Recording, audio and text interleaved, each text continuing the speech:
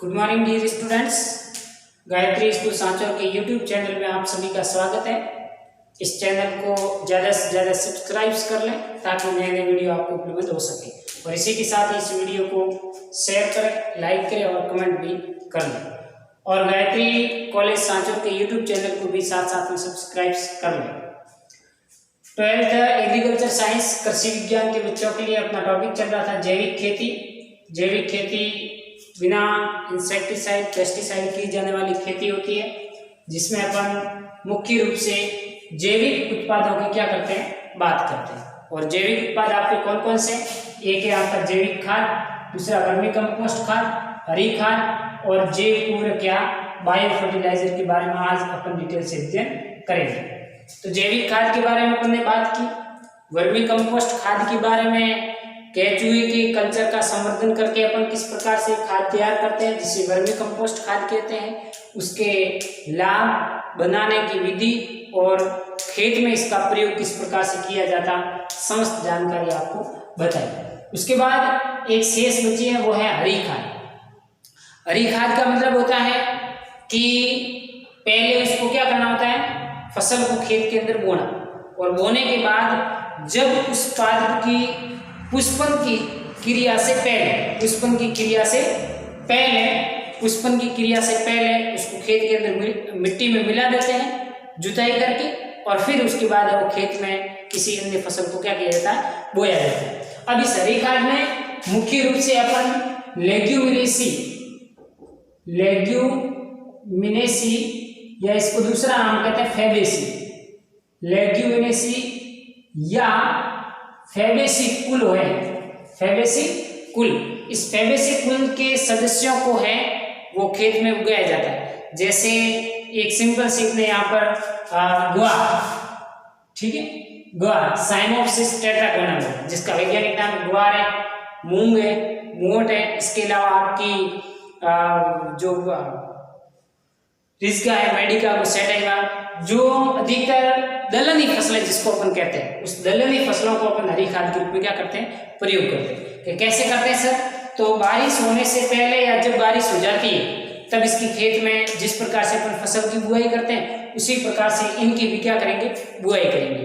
और अब इसमें ज़्यादा अपने खाद उर्वरक इत्यादि देने की, निराई गुड़ाई करने की इतनी आवश्यकता नहीं होती है जितनी अपन मुख्य फसल के साथ करते हैं। लेकिन जब इसमें एक ध्यान रखना है हरी खाद में कि जब अपन इसको मिट्टी के अंदर मिलाते खाद बनाते हरी खाद, तो जो नेक्स्ट सीजन की अपनी जो फसल अपन खेत में बोना चाहते हैं उससे 30 या 35 दिन पहले उस फसल को जो हरी खाद के लिए अपन ने खेत में बोई है उनको 30 से 35 दिन पहले मिट्टी में क्या करते हैं, मिला देते हैं, ताकि क्या हो जाए कि जो हरा अवशेष है वो मिट्टी में मिलकर के इसके पोषक तत्व मिट्टी में घुल जाए और बढ़िया ढंग से। अब दूसरी बात कि हरी खाद बनाते समय में क्या ध्यान रखना है? पहली बात ध्यान रखना है कि उसमें पुष्पन की क्रिया हो।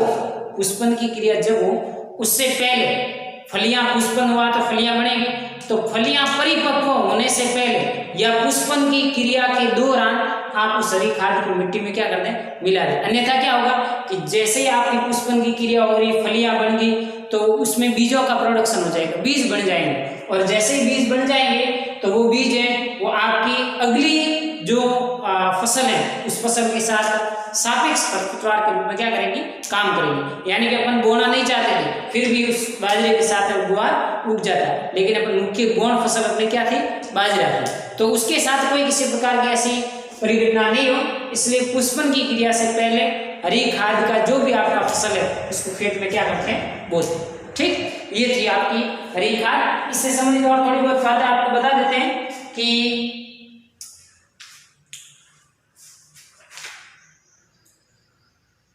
हरी खाद के आवश्यक गुण क्या होने चाहिए कि जो आपका फसल बो रहे हैं हरी खाद के रूप में फसल, जैसे कि आप गवार ही लगा रहे हैं, तो इस गवार की गुण क्या होना चाहिए कि पहला गुण ये होना चाहिए कि पादप में 2 प्रकार की वृद्धि होती है, एक कायिक वृद्धि और दूसरी जन्यक वृद्धि। तो ऐसे प्लांट का, ऐसे पादप का चयन करना जिसकी कायिक वृद्धि सर्वाधिक, यानी कि पादप है वो कायिक वृद्धि ज्यादा से ज्यादा करे, और जैसे कायिक वृद्धि ज्यादा से ज्यादा करेगा तो इसका जो वेजिटेटिव पार्ट है वो ज्यादा बढ़ेगा। पत्तियां बड़ी होनी चाहिए, कायिक वृद्धि है वो ज्यादा होनी चाहिए, शाखा भी अधिक होनी चाहिए, वानस्पतिक भाग मुलायम होना चाहिए और फसल गहरी जड़ प्रणाली वाली होनी चाहिए, जड़ें गहरी जानी चाहिए। इसके अलावा आप ऐसी फसल का चयन करें जिसको पानी की भी क्या होती है आवश्यकता कम होती है, खाद उर्वरक की आवश्यकता भी हमें नहीं हो, कम अवधि में कायिक वृद्धि, कम समय में कायिक वृद्धि हो, जल्दी कर लें और इसके अलावा खाद उर्वरक देने की आवश्यकता नहीं हो। इस प्रकार की फसल खेत में बो करके अपन हरी खाद को बढ़िया ढंग से तैयार है वो कर सकते हैं। ठीक, तो इसमें अपन दलहनी और अदलहनी दोनों प्रकार की फसलें काम में ले सकते हैं। दलहनी में आप सनई, फ्रोटोलेरिया जोन्सिया, डेचा, ग्वार, साइमोप्सिस टेट्रागोना लोबा और लोबिया जैसे प्लांट है वो आप हरी खाद के रूप में दलहनी फसलों के रूप में काम में है वो ले सकते हैं। इसके अलावा अदलहनी फसलें मक्का, जौ, ज्वार आदि का भी आप प्रयोग कर सकते हैं हरी खाद बनाने के लिए, लेकिन वो निर्भर करेगा आपकी सीजन के ऊपर, कौन सी ऋतु चल रही है उस ऋतु के अकॉर्डिंग है वो निर्भर करेगा। ठीक, तो ये थी आपकी हरी खाद जिसमें आप फसलों के रूप में मूंग है, उड़द, ग्वार, सनई, ढेंचा, ग्वार, उड़द, मूंग, लोबिया इत्यादि प्रकार की जो फसलें हैं उन फसलों को आप हरी खाद के रूप में खेत में उगा सकते हैं और हरी खाद का प्रोडक्शन आप ले सकते हैं। तो ये तो अपन ने बात की वर्मी कंपोस्ट और हरी खाद की। दूसरी बात है जैव उर्वरक या बायो फर्टिलाइजर।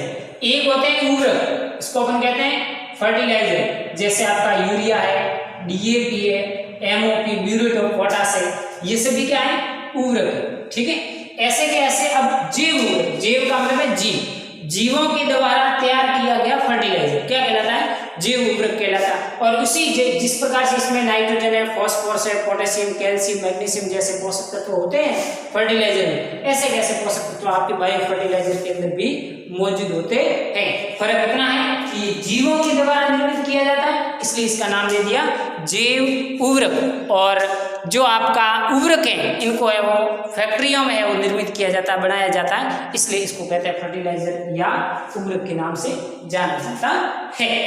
ठीक, अब जैव उर्वरक की यहाँ पर मैंने परिभाषा बताई है आपको, उसके बारे में डिस्कशन करेंगे। जैव उर्वरक एक ऐसा उत्पाद है जो सूक्ष्म जीवों की जीवित एवं सुसुप्त जैव कोशिकाओं जैसे बैक्टीरिया, कोई जीवाणु है, कवक कोशिकाएं, एक्टिनोमाइसीट्स है, शैवाल है इत्यादि प्रकार के एकल या ग्रुप में, एकल या समूह में होते हैं जो किसी वाहक जैसे ठोस पदार्थ है या द्रव में मिश्रित होते हैं और मिश्रित होकर के जो नाइट्रोजन स्थिरीकरण, अनुपलब्ध पोषक तत्व की पौधों को उपलब्ध कराना, जो पोषक तत्व उपलब्ध नहीं है उस पौधे को पोषक तत्व उपलब्ध कराना, पादप की बढ़वार को बढ़ावा देना, इसमें पादप पदार्थ के बढ़ावर के लिए स्त्रावित कुछ ऐसे हार्मोन्स को स्त्रावित करना, साथ ही मृदा की एक्टिविटी, क्रियाशीलता को बढ़ाना, उसकी क्वालिटी को बढ़ाना और पौधे के स्वास्थ्य की वृद्धि के लिए उपयोग में लिए जाते हैं, उसे जैव उर्वरक कहते हैं। सिंपल सा अर्थ है जीवों के द्वारा, जीव कौन हो सकता है, जीवाणु हो सकता है, कवक हो सकता है, एक्टिनोमाइसीट्स हो सकते हैं, शैवाल हो सकते हैं। इन जीवों के द्वारा तैयार किए जाने वाला खाद जो पादप को अनुपलब्ध पोषक तत्व होते हैं उनको उपलब्ध करवाना, पादप की गुणवत्ता क्वालिटी को बढ़ाना, मृदा की सॉइल फर्टिलिटी, मृदा की उर्वरता क्षमता को बढ़ाना, मृदा को भरपूरा बनाए रखना और पौधे के जो प्लांट ग्रोथ हार्मोन, विटामिन इत्यादि होते हैं उसको भी स्त्रावित करने का क्या करता है, काम करता है, जैव उर्वरक कहलाता है। ये तो थी जैव उर्वरक की परिभाषा। दूसरी बात, जैव उर्वरक के लाभ क्या है, यानी कि जैव उर्वरक का अपन खेत के अंदर प्रयोग करने से हमें क्या फायदा हो सकता है। ये फायदा पहला कि जैव उर्वरक नाइट्रोजन और फास्फोरस की आपूर्ति करवाता है पादप को। पहला, एरोबैक्टर, एजोला, नीले हरे शैवाल, blue green algae, hormones, vitamin इत्यादि पौधे की वृद्धि पर अनुकूलतम प्रभाव डालते हैं, यानी कि ये जैव उर्वरक बनाते हैं, एजोला है, एरोबैक्टर है, बीजी है, तो हार्मोन, विटामिन इत्यादि स्त्रावित करेंगे जिसके कारण पौधे की अनुकूलतम वृद्धि पर पॉजिटिव प्रभाव पड़ेगा। ठीक, जैव उर्वरक एंटीबायोटिक्स पादपों में एंटीबायोटिक्स ठीक है उत्पन्न करता है, मृदा की भौतिक रासायनिक और जैविक गुण को क्या देता है, बढ़ावा देता है। तो ये भौतिक, रासायनिक और जैविक गुण इस प्रॉपर्टी को बढ़ावा देने का काम करता है। इसके अलावा नीले हरे शैवाल एजोला नाइट्रोजन के अतिरिक्त कुछ सूक्ष्म पोषक तत्व लोहा है, तांबा है, मैग्नीज है, कैल्शियम है इत्यादि पोषक तत्वों को भी उपलब्ध करवाने का कार्य संपादित करते हैं। तो इस प्रकार ये बहुत सारे जैव उर्वरक जीवों के द्वारा निर्मित किए जाते हैं और इसके ये फायदे और इसके ये लाभ, जिसके कारण अपन उपयोग करके जैविक खेती, ऑर्गेनिक फार्मिंग को बढ़ावा दे सकते हैं। अब अपन बात करेंगे जैव उर्वरकों का वर्गीकरण। अभी बात कर रहे थे जैव उर्वरक का वर्गीकरण, यानी कि बायो फर्टिलाइजर को अपन किन किन भागों में क्लासिफाई कर सकते हैं, 4-5 भाग। पहला है नाइट्रोजन स्थिरीकरण करने वाले जीवाणु, PSB phosphorus solubilising bacteria, compost उत्प्रेरक, zinc solubilising bacteria, potassium solubilising bacteria और पीजीपीआर पौध वर्धीकारक राइजो बैक्टीरिया। ये समस्त इसका क्लासिफिकेशन है। सबसे पहले अपन बात करते हैं नाइट्रोजन का स्थिरीकरण करने वाले जीवाणु। अब यहाँ पर सिंपल बात करें तो वायुमंडल में 78% मात्रा में क्या पाई जाती है, नाइट्रोजन पाई जाती है। लेकिन इस 78% नाइट्रोजन का उपयोग सीधे पादप नहीं कर सकता। नहीं करने के कारण ऐसे कुछ प्रकृति में जीवाणु पाए जाते हैं। ये जीवाणु इस वायुमंडलीय नाइट्रोजन को इसके नाइट्रेट, इसके ऑक्साइड, नाइट्रेट है, नाइट्राइट है, अमोनिया है और अमोनियम, इसमें परिवर्तित करके पादप को उपलब्ध करवाने का क्या करता है, काम करता है। तो आपने जब देखा होगा कि बारिश होती है और बारिश होने के 1-2 दिन के बाद है वो पूरे प्लांट है वो हरे भरे हो जाते हैं। इसका कारण क्या है कि जो वायुमंडल में नाइट्रोजन थी वो वर्षा जल के साथ घुल करके भूमि पर आ जाती है और बिजली तड़ित झंझार, बिजली कड़कन के दौरान नाइट्रोजन, इस वायुमंडलीय नाइट्रोजन के बीच में जो ट्रिपल बॉन्ड पाया जाता है, ये ट्रिपल बॉन्ड टूट जाने के कारण है वो फिर टूट करके इन यौगिकों में क्या हो जाता है, बदल जाता है और नाइट्रोजन का फिक्सेशन करवा करके ये नाइट्रोजन पादप को उपलब्ध हो जाती है। अब ये नाइट्रोजन स्थिरीकरण करने वाले जीवाणु 2 प्रकार के हैं, एक सहजीवी और दूसरे असहजीवी। सहजीवी का मतलब है साथ साथ जीवन यापन करना, जिसमें एक ए प्रजाति है दूसरी बी प्रजाति है। दोनों ही प्रजातियों को लाभ भी लाभ होता है, किसी को कोई किसी प्रकार का नुकसान नहीं होता है। तो इस प्रकार के संबंध को सहजीवी संबंध कहते हैं। और यहाँ पर सहजीवी संबंध का एक एग्जाम्पल दिया मैंने राइजोबियम का। तो मान लो कि यहाँ पर ए स्पीसीज है, वो मैं यहाँ पर ले लेता हूँ अरेकिस हाइपोजिया, मूंगफली, ठीक है, और बी है वो मैंने ले लिया राइजोबियम, एक प्रकार का क्या है, जीवाणु। अब ये मूंगफली की जड़ों के अंदर ये राइजोबियम सहजीवी संबंध बना करके रहता है। इसका मतलब क्या हुआ कि इस राइजोबियम को इस मूंगफली की जड़ों में क्या मिल गया, रहने के लिए आवास मिल गया। तो राइजोबियम को फायदा हुआ किसका, कि इसको रहने के लिए क्या मिल गया, आवास मिल गया। दूसरी बात, अब इस राइजोबियम से ए प्रजाति यानी कि अरेकिस हाइपोजिया मूंगफली को क्या फायदा है, तो मूंगफली को ये फायदा है कि ये राइजोबियम जीवाणु वायुमंडलीय नाइट्रोजन को नाइट्रोजन के यौगिक, नाइट्रोजन के ऑक्साइड में बदलेगा और इस मूंगफली को उपलब्ध करवाएगा क्या, नाइट्रोजन युक्त पोषक तत्व, जिसके कारण इस फसल का वृद्धि और विकास अच्छा होता है। ये राइजोबियम जीवाणु सभी प्रकार की दलहनी फसलें जो लेग्यूमिनेसी या फैबेसी कुल के अंतर्गत आती है, मूंग, मोठ, चना, अरहर, इसके अलावा आपकी अरेकिस हाइपोजिया, रिज्का मेडिका, सेटाइवा, ये जो फसलें हैं इन फसलों की जड़ों में आपका राइजोबियम जीवाणु सहजीवी संबंध बना करके रहता है और वायुमंडलीय नाइट्रोजन का स्थिरीकरण करके जैव उर्वरक को उपलब्ध करवाता है। तो इस प्रकार से एक अपन यूरिया छिड़क करके देते हैं फसल को, तब वृद्धि और विकास करता, और एक प्रकृति में ये कार्य स्वतः संपादित होता है। ठीक, इसी के अलावा जो स्पाइरलम है, एसिटोबैक्टर है, नॉस्टोक, एनाबिना जैसे भी जीवाणु है वो सहजीवी संबंध बना करके पादप को नाइट्रोजन उपलब्ध करवाने का कार्य संपादित करते हैं।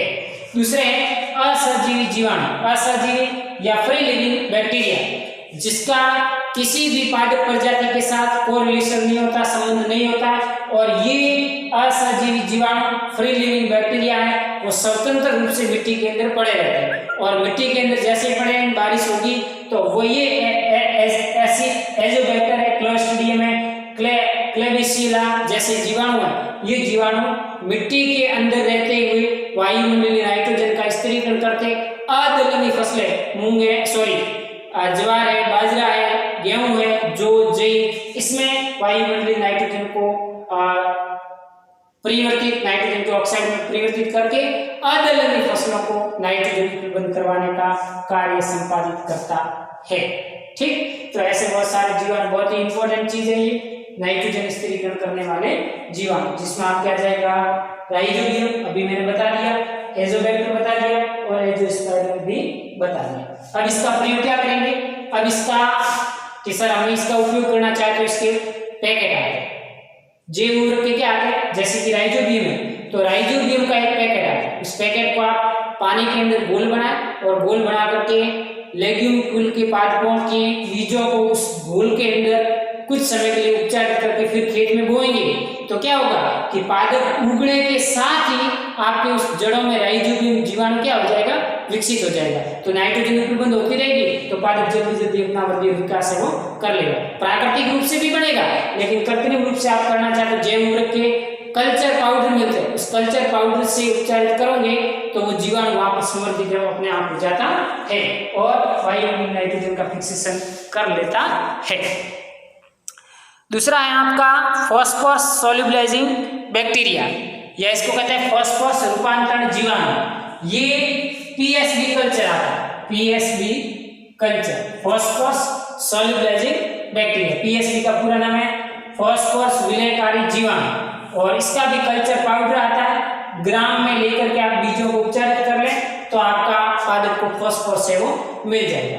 कंपोस्ट उत्प्रेरक में आपके ट्राइकोडर्मा और एस्परजिलस कवक है, ट्राइकोडर्मा भी एक प्रकार की कवक है, इसका भी कल्चर पाउडर आता है, कंपोस्ट उर्वरक के रूप में काम करता है और ये भी आप दलहनी फसलों के रूप में इसका प्रयोग कर सकते हैं। दूसरा है पौध वृद्धिकारक rhizobacteria, plant growth factor rhizobacter, PGPR जीवाणु। दूसरा है जिंक सोल्यूबलाइजिंग बैक्टीरिया, जो इसका कल्चर पाउडर लेकर के आप बीजों को उपचारित करोगे तो आपका क्या मिलेगा, आपको फसल को जिंक पोषक तत्वों की प्रबंधता हो जाएगी। ऐसे जीवाणु है बैसिलस सबटिलस और थायोबैसिलस प्रकृति के जीवाणु है, वो जिंक को उपलब्ध कराने में महत्वपूर्ण भूमिका है। KSB पोटेशियम सोल्यूबलाइजिंग बैक्टीरिया, यह पोटेशियम विलयकारी फ्रेटुरिया ओरिटिया जैसे जीवाणु है वो KSB कल्चर के रूप में कार्य होते हैं।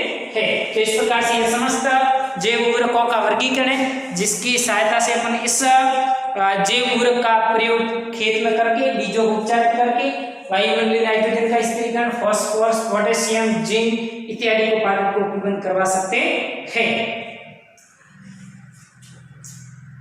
राइजोबियम है, एजोबैक्टर है, एजोस्पाइरम है, पीएसबी कल्चर है का प्रयोग आप बीज उपचार विधि में सफलतापूर्वक बढ़िया ढंग से कर सकते हैं, जिसमें आप 10 से 12 ग्राम बीज को उपचारित करना है यदि तो एक 200 ग्राम का पैकेट आता है, वो उर्वरक बहुत ही पर्याप्त मात्रा में रहता है, उसका आप प्रयोग करके ये कार्य संपादित कर सकते हैं। जड़ों का भी कल्चर कर सकते हैं, मिट्टी का भी कल्चर कर सकते हैं और इसके अलावा कंद का भी आप कल्चर कर सकते हैं। इसके अलावा एक और अतिरिक्त जीवाणु आता है जिसका नाम है BGA, नील हरित सेवाल, ब्लू ग्रीन एल्गी, ये एक साइनोबैक्टीरिया है, न सेवाल है, साइनोबैक्टीरिया है। इस साइनोबैक्टीरिया की ये विशेषता है, ये मुख्य रूप से चावल में उपयोग में किया जाता है। इसमें एक विशेष प्रकार की हेटेरोसिस्ट कोशिका पाई जाती है और ये हेटेरोसिस्ट कोशिका है वो वायुमंडलीय नाइट्रोजन का स्थिरीकरण चावल में करने का कार्य संपादित करता है। तो इस प्रकार से ये ओसिलिटेरिया, एनाबिना, नोस्टॉक, साइटोनिया प्रकृति के बहुत सारे जीवाणु हैं जो नाइट्रोजन का स्थिरीकरण करते हैं। नाइट्रोजन सेवाल नाइट्रोजन का स्थिरीकरण करने में वैसे सक्षम नहीं है, लेकिन एक ही आपका नील हरित सेवाल है वो सक्षम है, जिसमें हेटेरोसिस्ट पाई जाती है। ये एक प्रकार का क्या है, शैवाल, और शैवाल कोई किसी प्रकार का नाइट्रोजन फिक्सेशन का कार्य नहीं करता है। लेकिन इस बीजीय शैवाल में एक हेटेरोसिस्ट नामक कायिक संरचना पाई जाती है। उस कायिक संरचना के माध्यम से इस वायुमंडलीय नाइट्रोजन का फिक्सेशन का कार्य संपादित किया जा सकता है। ठीक, ये था आपका जैव पूरक। इसके लाभ मैंने बता दिए, इसका वर्गीकरण भी आपको बता दिया।